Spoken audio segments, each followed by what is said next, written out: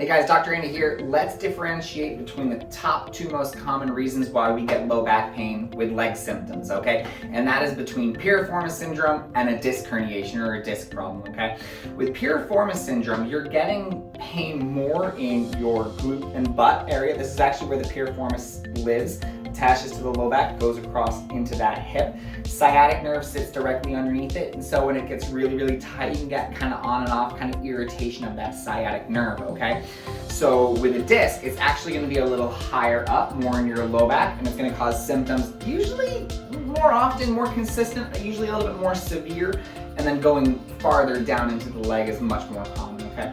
But here in the office, it's really important to differentiate between the two because that's really going to kind of determine what type of rehab and what type of treatments that we do for you. Are we going to be aiming more rehab aimed at the disc, or are we thinking more rehab or soft tissue techniques more aimed at the piriformis? Okay, so we really look at, well, what makes the symptoms worse and what makes the symptoms better? Okay, so piriformis, all right, so piriformis syndrome, it's going to be made a lot worse, usually direct pressure onto that piriformis, internal rotation of the hip, anything that's going to kind of irritate that piriformis, okay?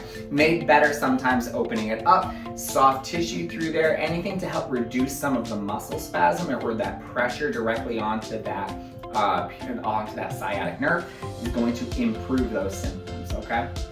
With a disc, it's quite simple. It's bending forward and bending backwards, okay?